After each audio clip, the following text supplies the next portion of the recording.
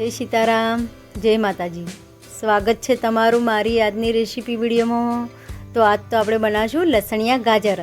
આ લસણિયા ગાજર છે, તમે જમવા બેસો ત્યારે ડુંગળી છે, મરચાં છે, તેની જગ્યાએ લસણિયા ગાજરનું સ્લાડ ખાશો તો બહુ મસ્ત અને બહુ ટેસ્ટી લાગશે. તે માટે આપણે સામગ્રી લઈ જઈશું. તેલ 1 ડોકલી, 10 જેટલી લસણની કળીઓ કટિંગ કરેલી, ધાણા જીરું, કાશ્મીરી લાલ મરચું, સ્વાદ પ્રમાણે મીઠું, અડધી ચમચી હળદર, 1 ચમચી હિંગ અને 1 ચમચી લસણની ચટણી અને કટિંગ કરેલા ધાણા. અને આપણે 1 લીંબુ લઈ લઈશું અંદર નીચવા માટે. તે માટે છે ને મેં ગાજર લઈ લેતા જશે 2. આપણે ગાજરને છે ને પહેલાં એની સોલ આવે તે સોલ કાઢી નાખશું. આપણે આવી રીતે સોલ બધી ઉતાર લેવાની છે. પહેલાં તમે સોલ કાઢશો જેની અંગાતે પેલા રૂસા હોય તે પણ નીકળી જાય છે અને સોળ કાઢેલા ગાજર સરસ લાગે છે. આપણે આવી રીતના 2 ગાજરની સોલ કાઢી લેવાની છે. તો જો આપણું ગાજર સરસ સોલાઈને તૈયાર થઈ જશે. હવે જે આપણે આગળનો ભાગ આવે ભોડાનો તે કાઢી નાખવા છે અને પાછળનો ભાગ પણ કાઢી નાખશું. જો આપણે આવી રીતના ભાગ કાઢી નાખવાનો આગળનો પાછળનો. હવે આપણે બીજું ગાજર સોલી લઈશું તે રીતના.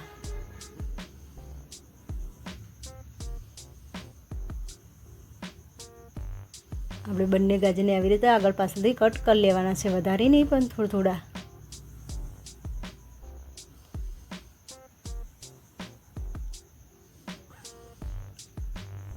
હવે તેને આપણે કટકા કરી લઈશું. આપણે કટકા મોટા રાખવાના છે, આમ નાના કરવાના નથી.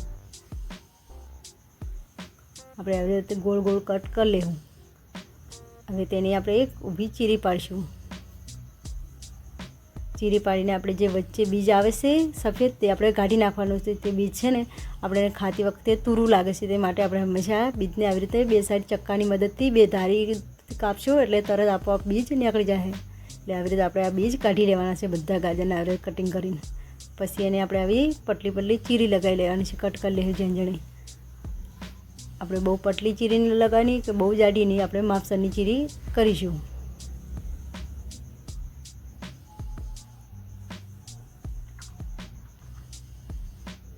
તમારે ગાજર કાપતી વખતે છે ને આટલું ધ્યાન રાખવાનું કે આપણે જે ગાજરના બીજ આવે અંદર તે આવી રીતે ચક્કાની 2 સાઈડમાં કટ લગાવશો તો આપણે બીજ વચ્ચે છે તે નીકળી જાય સારી રીતે.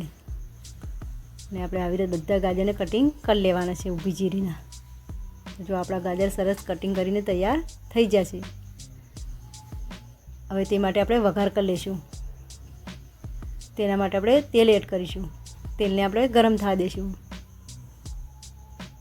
આપણું તેલ ગરમ થઈ જાય તેમાં આપણે લસણની કળીઓ કટિંગ કરેલી હતી તે બધી અંદર એડ કરી દઈશું. તેને આપણે મીડિયમ ગેસ ઉપર થવા દઈશું. આપણે લસણનો કલર બદલાય ત્યાં સુધી થવા દઈશું અને આવી રીતે હલાવતા રહીશું.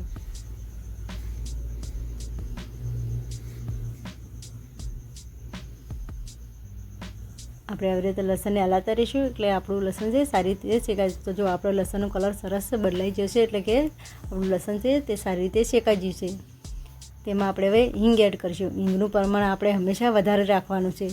હિંગનું પ્રમાણ વધારે છે તો આપણો ગાજરનો સ્લાડ છે તે ખાવામાં બહુ ટેસ્ટી અને બહુ મસ્ત લાગે છે. તેને પણ આવી રીતે ચમચાની મદદ સારી રીતે મિક્સ કરી લઈશું. હવે તેમાં જે આપણે ગાજર કટિંગ કરેલા હતા તે બધા અંદર એડ કરી દઈશું.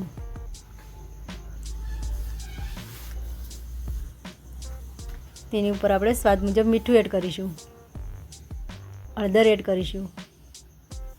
તેને સારી રીતે મિક્સ કરી લઈશું. આપણે હળદરને મીઠાને સારી રીતે ગાજરના અંદર મિક્સ કરીશું કે સારી રીતે મિક્સ થઈ જાય તે માટે. અને આવી રીતે હલાવતા રહીશું. અને ગેસને આપણે હંમેશા મીડિયમ સાઈડ રાખવાનો છે, વધારે ફૂલ રાખવાનો નથી.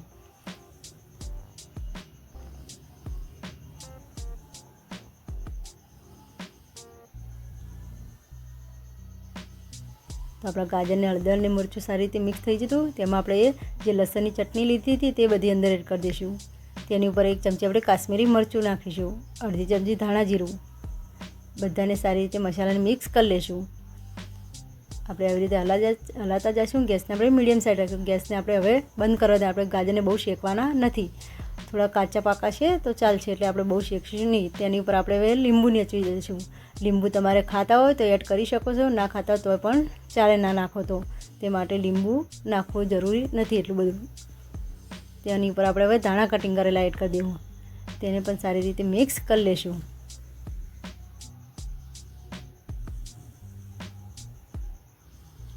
તો જો આપણા લસણિયા ગાજર સરસ બનીને તૈયાર થઈ જશે.